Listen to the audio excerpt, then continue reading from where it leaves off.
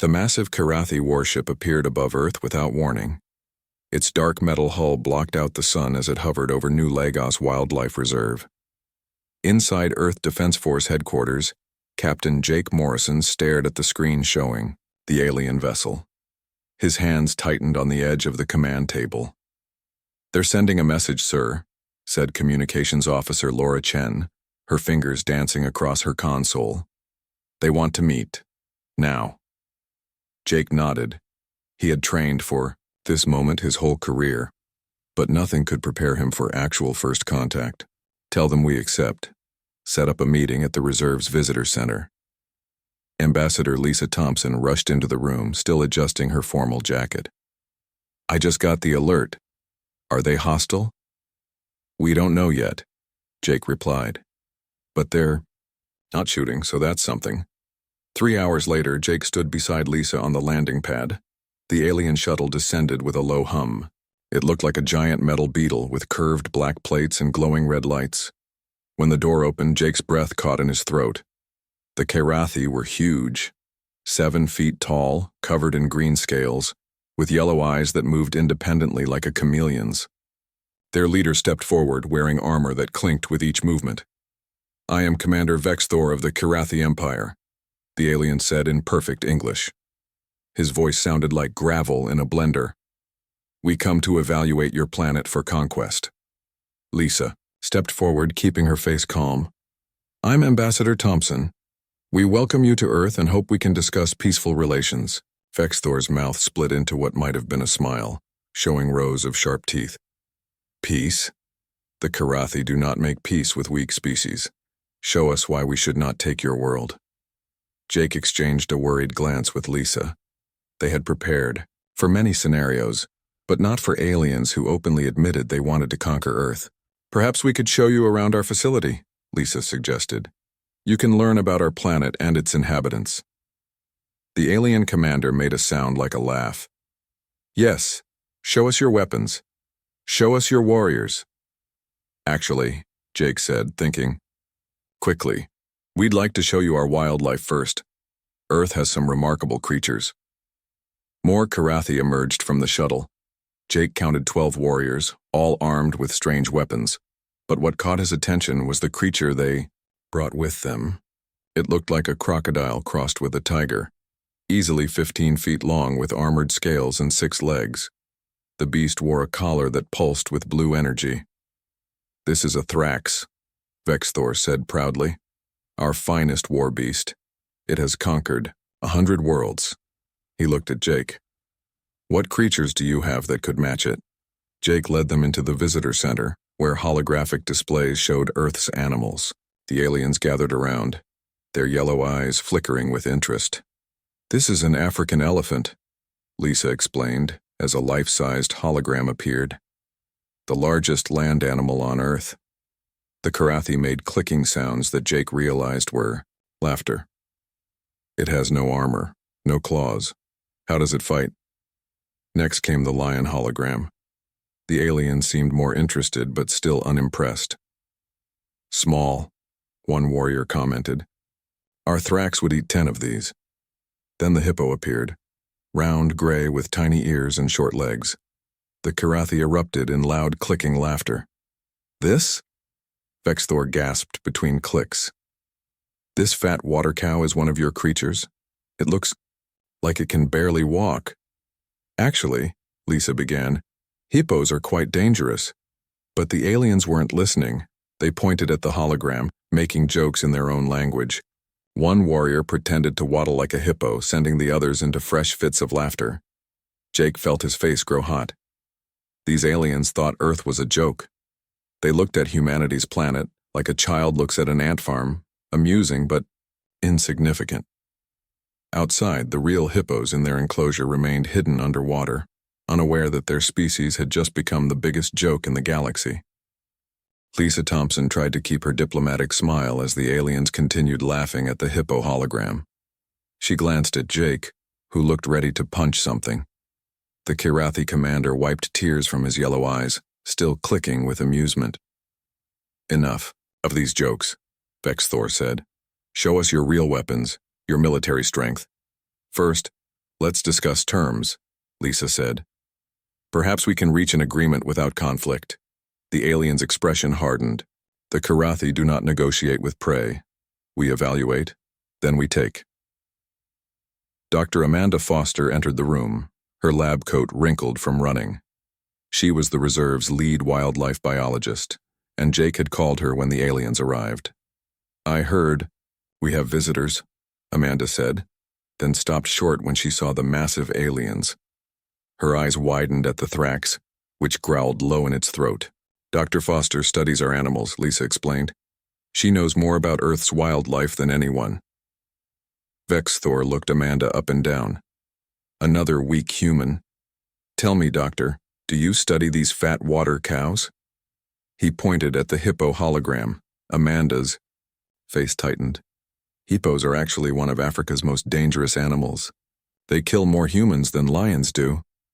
The Karathi burst into fresh laughter. These round creatures? Dangerous?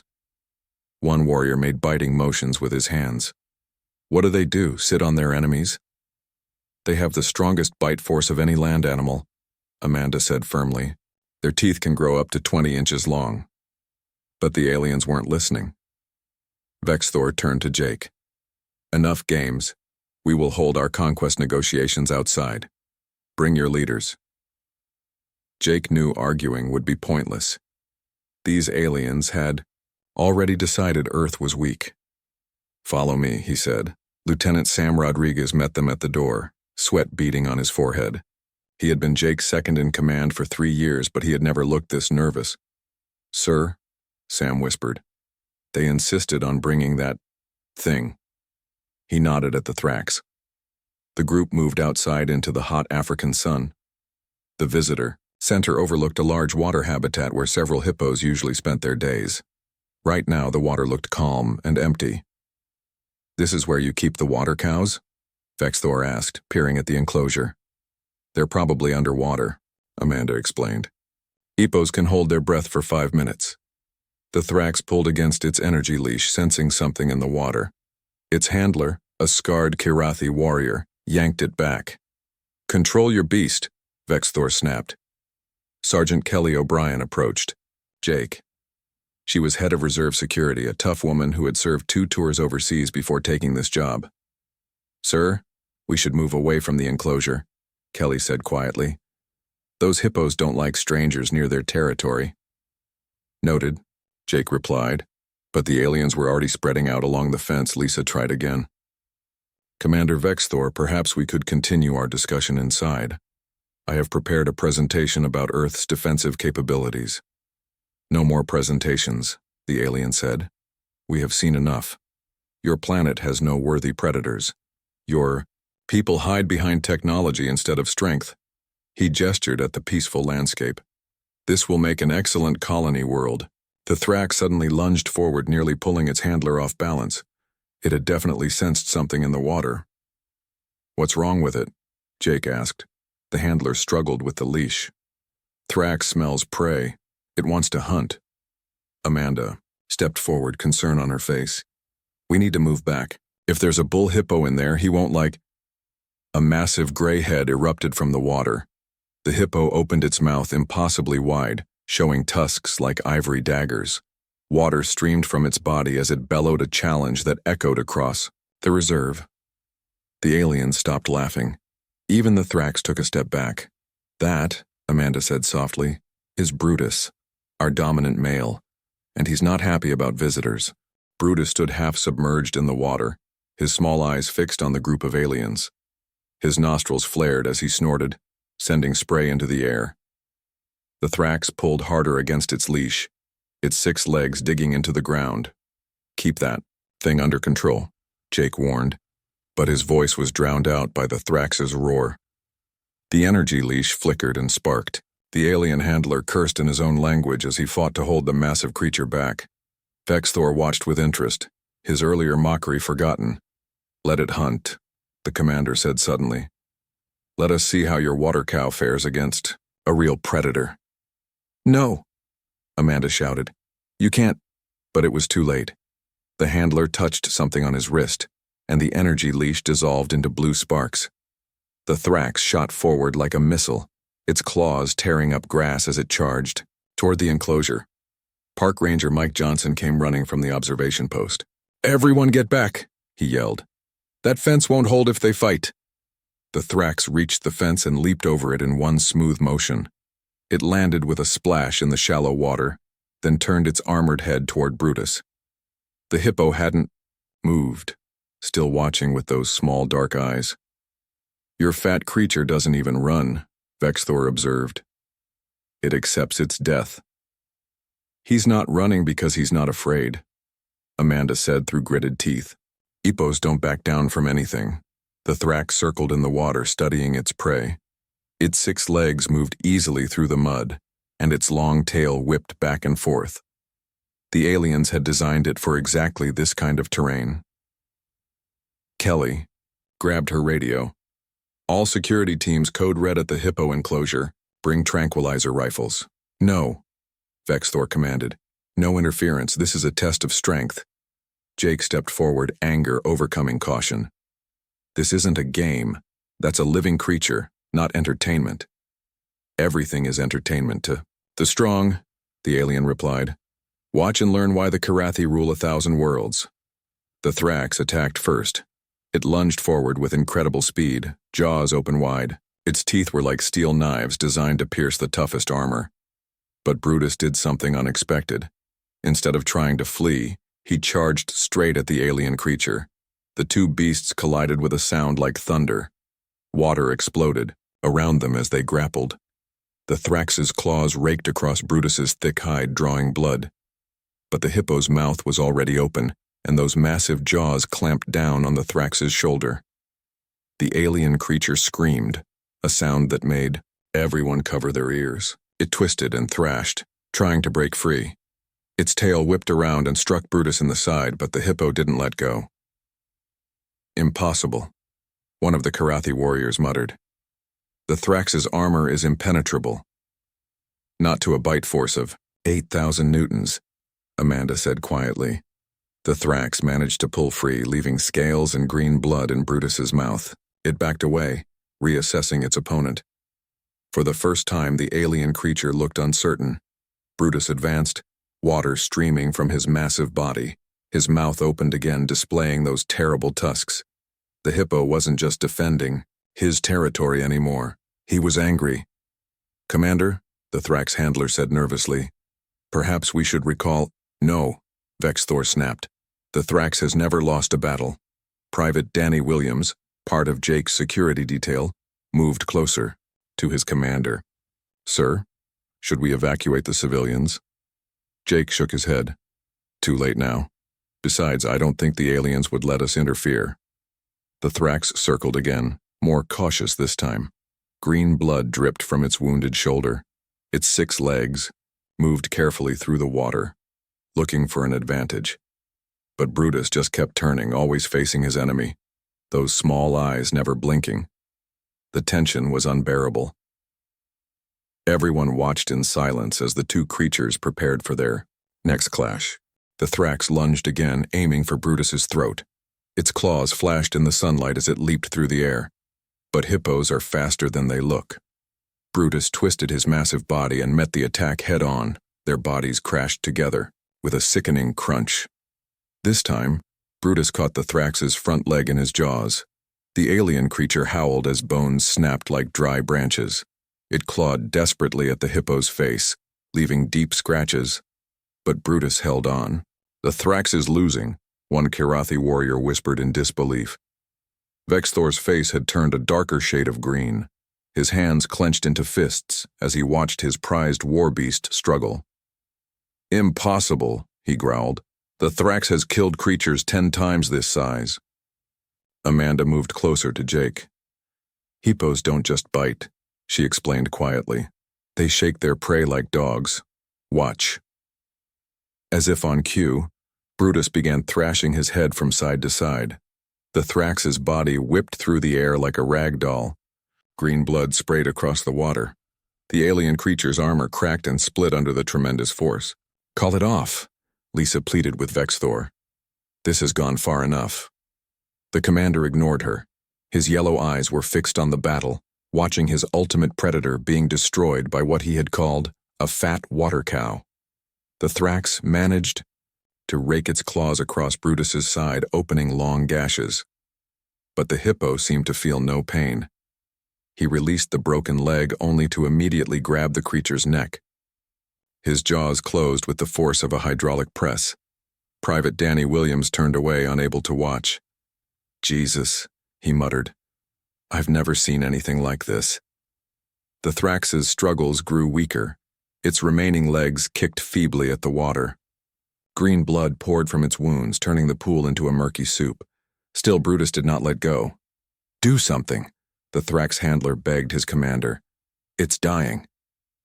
Vexthor remained silent, his face unreadable. The other Kirathi warriors shifted nervously, their earlier confidence gone. They had come to Earth expecting to find weak prey. Instead, they were watching their most feared weapon being torn apart. Kelly O'Brien stepped forward, her hand on her sidearm. "Commander, we need to end this. Now." "No," Vexthor said, his voice hollow. "Let it finish." With a final, violent shake of his head, Brutus did exactly that. There was a terrible ripping sound as the Thrax's body separated. The alien creature's armored hide, designed to withstand laser fire and plasma weapons, had been torn like paper. Brutus dropped the lifeless front half of the Thrax into the water. He stood there, breathing heavily, blood and mud covering his gray skin. Then he opened his mouth and bellowed, a sound of pure triumph that echoed across the reserve. The Kirathi warriors stepped back involuntarily. Even their advanced weapons suddenly seemed inadequate against such raw primal power. 30 miles per hour, Dr. Foster said into the shocked silence. "That's how fast a hippo can run on land. In water, they're even more dangerous. They can hold their breath for 5 minutes and bite through solid steel." Vexthor turned slowly to face her. "You knew this would happen." "We tried to warn you," Jake said. "You didn't listen." Brutus submerged himself in the bloody water, leaving only his eyes and ears visible. He watched the aliens with the same calm patience he had shown before the battle. The message was clear.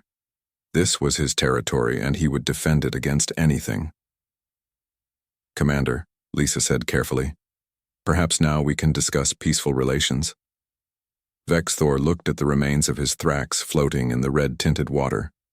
Then he looked at Brutus, who gazed back without fear. The alien commander's shoulders slumped slightly, the first sign of defeat Jake had seen. "Tell me," Vexthor said quietly, "what other creatures on your world have we underestimated?" The Kirathi warriors gathered around the remains of their Thrax. They spoke in low, urgent voices, their earlier arrogance replaced by something close to fear. Jake noticed how they kept glancing at Brutus, who had returned to grazing peacefully in his pool as if nothing had happened.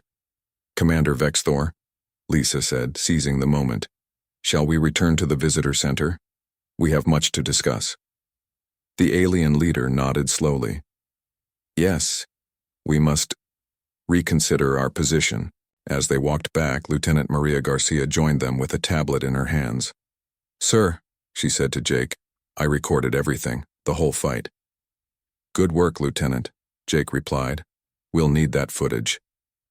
Inside the cool visitor center, the mood had completely changed. The Kirathi sat stiffly in chairs designed for humans, looking uncomfortable in more ways than one. Vexthor stared at the table, his yellow eyes unfocused. "You said the hippo was a herbivore," he finally spoke. "It eats plants." "That's correct," Amanda confirmed. "They're vegetarians. They only attack to defend their territory or their young." One of the Kirathi warriors made a strangled sound. "A plant eater destroyed our greatest predator?" "Earth is full of surprises," Jake said carefully. "Many of our herbivores are incredibly dangerous. Elephants can flip cars. Rhinos can charge through walls. Even our deer and moose kill people every year." "Show us," Vexthor demanded. "Show us everything we need to know." Amanda connected her laptop to the main screen. "Let's start with Africa," she said. Images appeared of Cape Buffalo, known as Black Death by local hunters. Then came footage of elephants destroying villages when angered. The aliens watched in silence as she showed them Australia's wildlife. Kangaroos that could disembowel a man with one kick, cassowaries, giant birds with claws like daggers. Even the cute-looking wombat could crush bones with its powerful body. These creatures evolved on a planet where everything tries to kill everything else, Amanda explained. Even our plants can be deadly. We have trees with poisonous sap, flowers that cause heart attacks, and fungi that control insects' minds. Lieutenant Sam Rodriguez entered quietly and whispered something to Jake. Jake nodded and turned to Vexthor. Commander, our satellites. Show 3 more of your ships entering orbit. Should we be concerned? Vexthor touched a device on his armor. Stand down, he ordered in his own language. Then to Jake. They await my command. I must report what has happened here. What will you tell them? Lisa asked. The commander was quiet for a long moment. That we have misjudged your world. That Earth is not prey, but a planet of predators disguised as prey. Dr. Rachel Turner arrived with a medical kit. I should check your warriors for injuries, she offered. Several Kirathi had been splashed with their Thrax's acidic blood during the fight. As Rachel worked, cleaning burns and applying bandages, Vexthor watched her with new interest. Your healers show kindness to enemies? You're not our enemies, Lisa said firmly. Not unless you choose to be. We came here to conquer, Vexthor admitted. We saw your broadcasts, your entertainment. Humans seemed soft, weak. We thought Earth would be an easy prize. And now? Jake prompted. Now I understand why you survived, why you thrived on this death world. The commander stood, towering over the humans. We have been fools. We judged. Strength by appearance alone.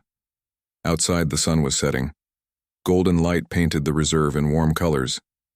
In his enclosure, Brutus had climbed onto the bank to dry off.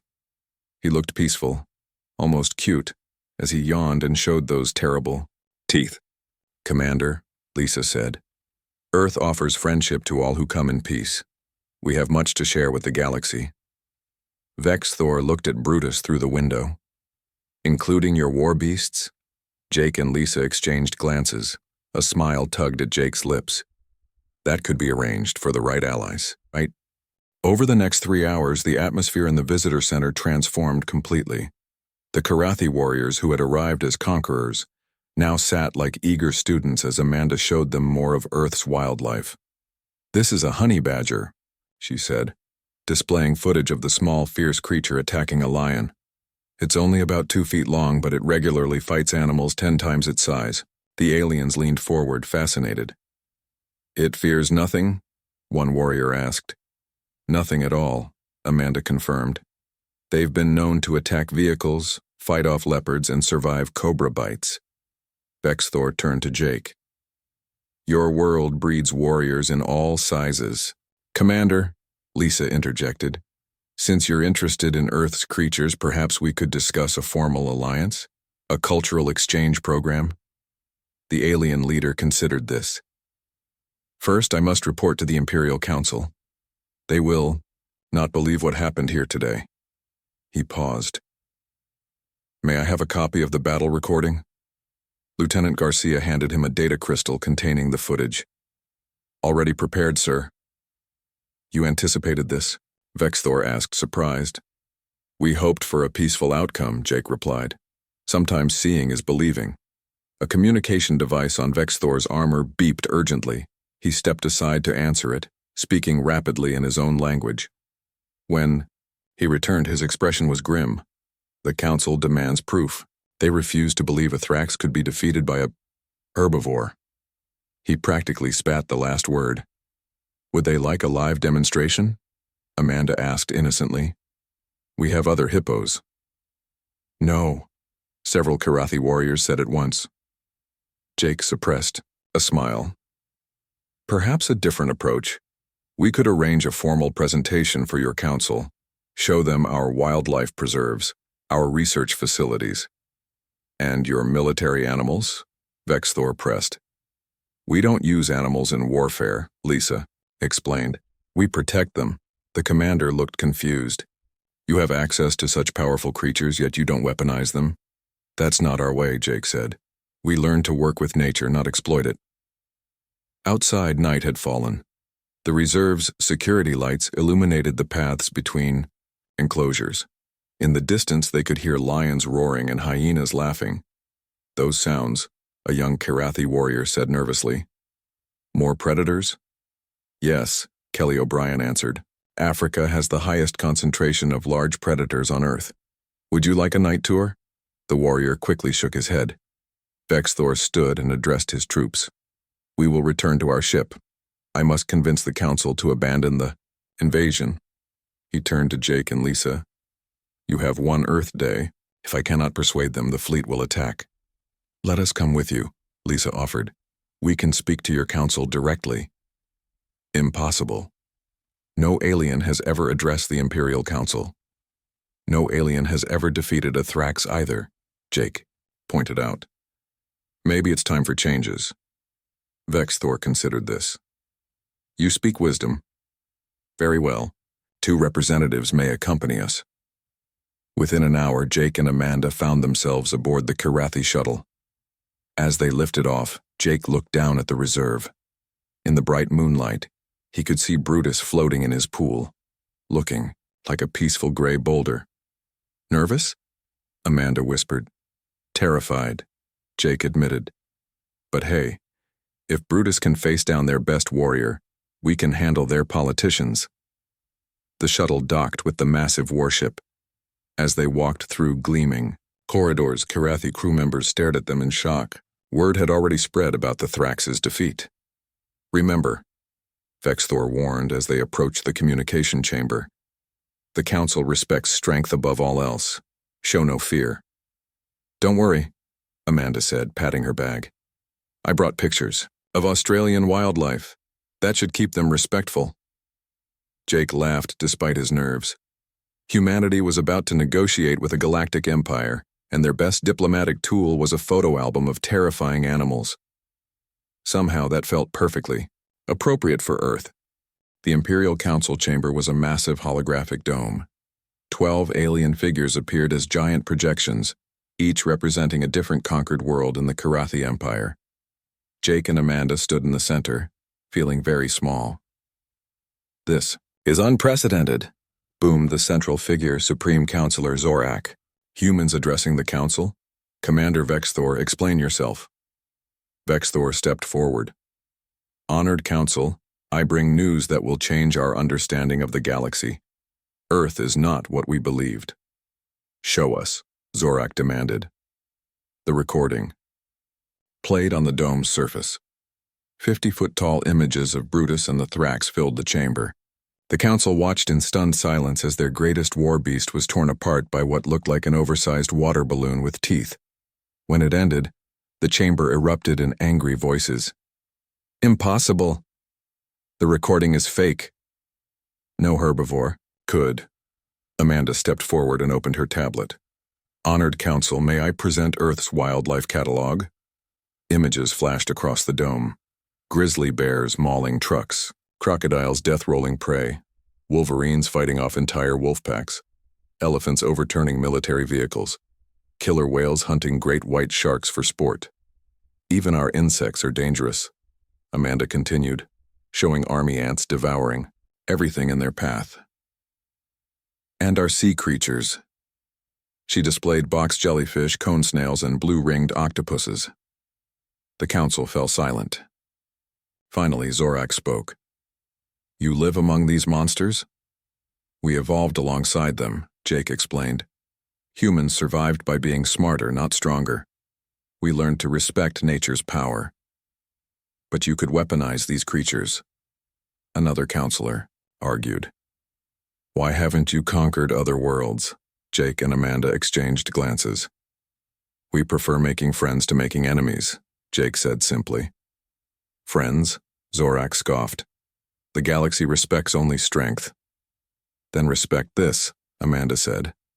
She showed them a new image, a human child swimming with hippos.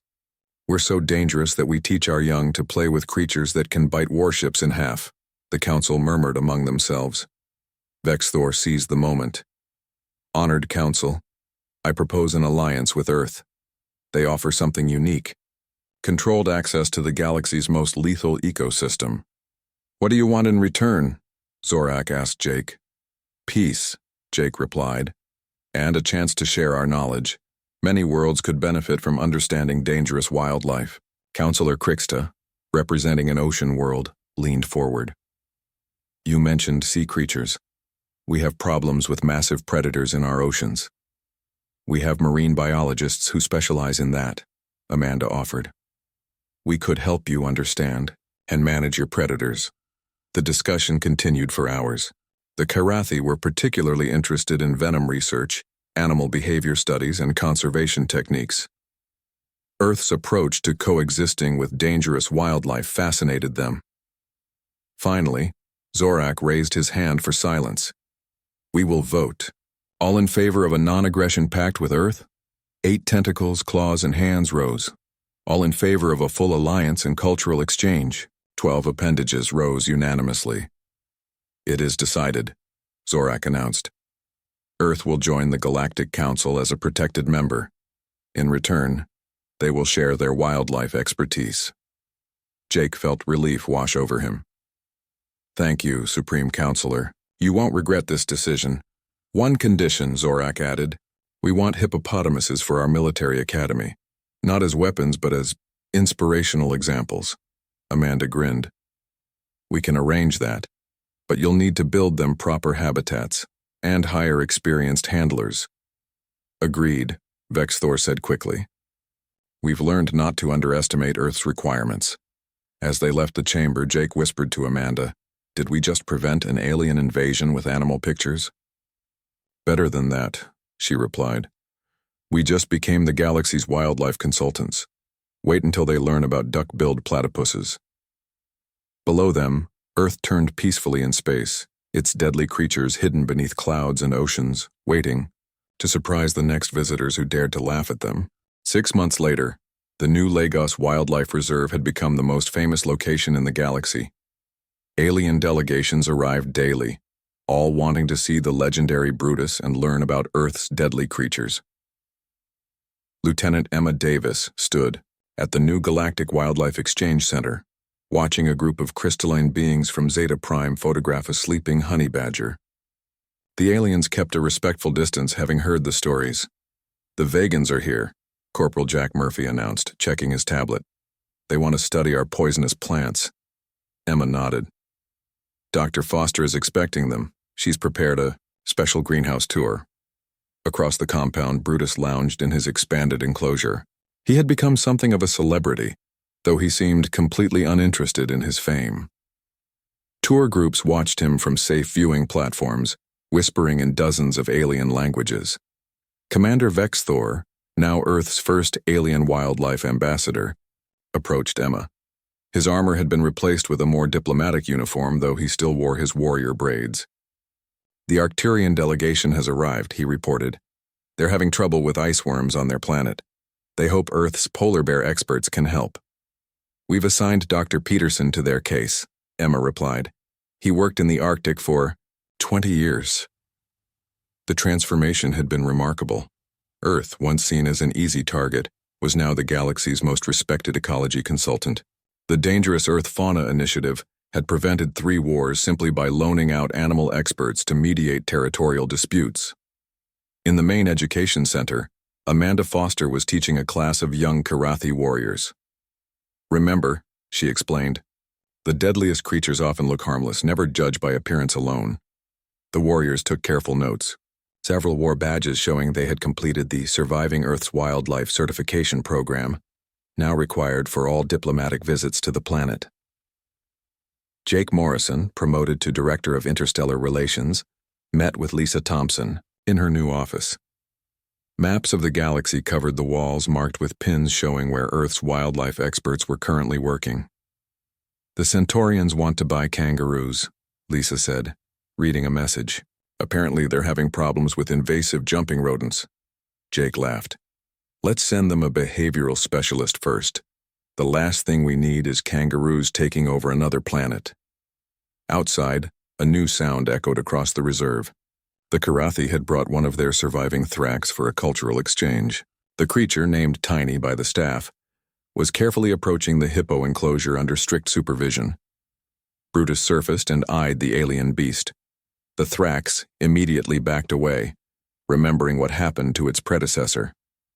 The two creatures had developed a strange respect for each other, often watching each other from opposite sides of the reinforced fence. "Sir," Kelly O'Brien called from the security center. "We've got another situation. The Andromedans tried to pet a cassowary." Jake sighed. "Third time this week. Don't they read the warning signs?" "They thought it was a fancy chicken," Kelly replied. As the sun set over the reserve, alien ships dotted the sky like strange stars. Earth had found its place in the galaxy not through military might or technological superiority, but through its terrifying wildlife. In the diplomatic quarter, a new saying had become popular among alien visitors: "Never judge a species by its herbivores." It was printed in 300 languages on welcome brochures. Brutus yawned, showing his massive teeth one last time before submerging for the night. Tomorrow would bring new aliens, new challenges, and new opportunities to teach the galaxy about Earth's deadly creatures. Emma Davis smiled as she filed her daily report. The last line read, "Hippo diplomacy status, highly effective." In the vast cosmos, word had spread. Earth was not a planet to be conquered. It was a planet to be respected, studied, and perhaps even feared a little. And it all started because some aliens laughed at the wrong hippopotamus. The galaxy would never make that mistake again.